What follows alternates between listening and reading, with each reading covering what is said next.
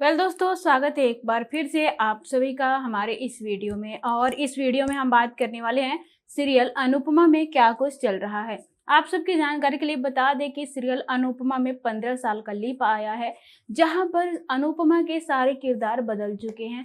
अनुपमा वही है, लेकिन बहुत सारे ऐसे किरदार हैं जो बदल चुके हैं। और बापूजी भी वही हैं, डॉली बेन जो है वो भी वही है, मीनू की माँ जो है वो भी वही है। तो आप सबकी जानकारी के लिए बता दें कि आज के एपिसोड में क्या कुछ होने वाला है। जैसे कि आप सभी को पता है कि 15 साल पहले क्या घटना घटी थी जिसकी वजह से डिम्पी की मौत हो गई, और इसकी सीधे सीधे जिम्मेदार डॉली थी।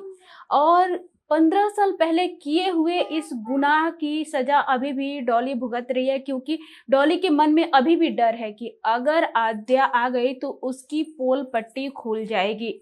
और ये बात डॉली जानती है बहुत अच्छे तरीके से। आद्या जो है वो भाग गई है अपनी मम्मी के डर से, पुलिस के डर से, क्योंकि आद्या के मन में ये बात बैठ गई है कि उसकी मम्मी जो है पुलिस का साथ देगी और उसकी मम्मी कहीं उसे आश्रम से निकाल ना दे, जिसकी वजह से आद्या घर छोड़कर भाग गई है।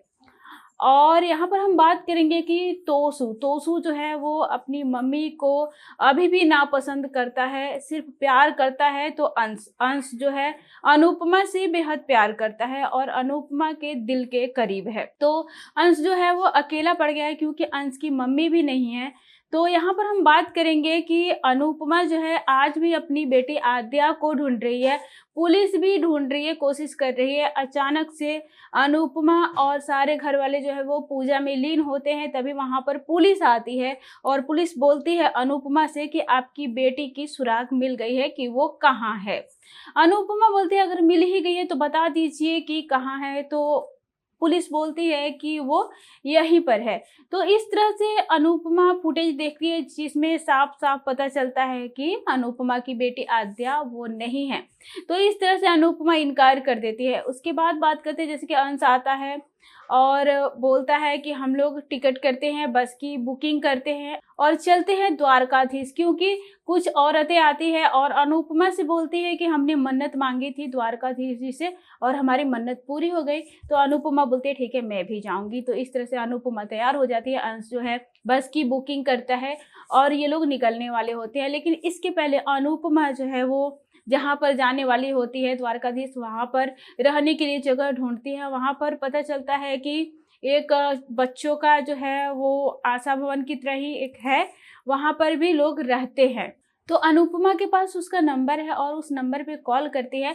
तो अनुपमा की बेटी आद्या जो है कॉल रिसीव करती है, एक दूसरे से हेलो बोलते हैं। तब तक इनके बीच कुछ ऐसी भावनाएं उत्पन्न होती है कि अनुपमा को ऐसा लगता है कि ये मेरी बेटी ही है, लेकिन कुछ बोल नहीं पाती है। इसके बाद आद्या जो है वो फोन वहीं पे रख देती है और चली जाती है बच्चों के पास।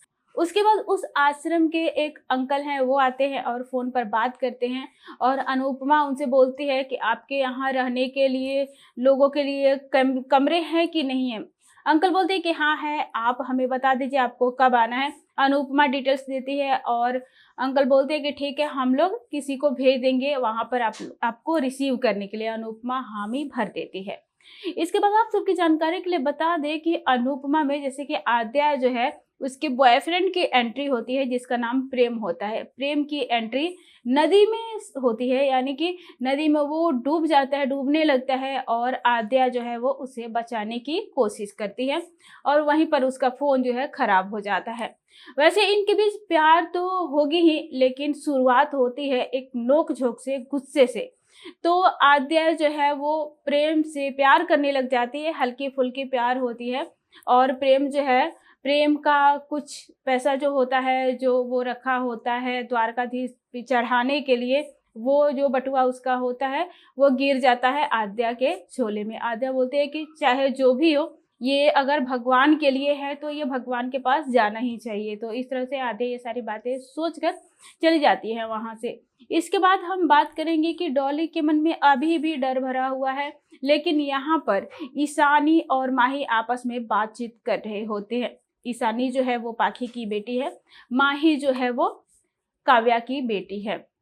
तो ये आपस में ही बातचीत कर रहे होते हैं और बोल रहे होते हैं कि पाखी जो है अपनी बेटी को मॉडल बना दी होती है किंजल किंजल जो है, किंजल की बेटी परी जो है वो घर में खा खा कर बहुत ज़्यादा मोटी हो गई है। और किंजल जो है वो अपनी बेटी से नफ़रत करने लगी है, क्योंकि उसकी बेटी दिन भर खाते रहती है। तो इस तरह से किंजल का जो लुक था वो भी बदल चुका है, वो भी उसके भी नेगेटिव किरदार आ गए हैं अनुपमा सीरियल में।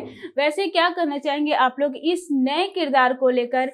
आप लोगों को कैसी लग रही है अनुपमा सीरियल? इसके लिए एक कमेंट कीजिए। और हाँ, ये देखना काफ़ी दिलचस्प होगा कि क्या अनुपमा और आद्या एक बार फिर मिल पाएंगी या नहीं?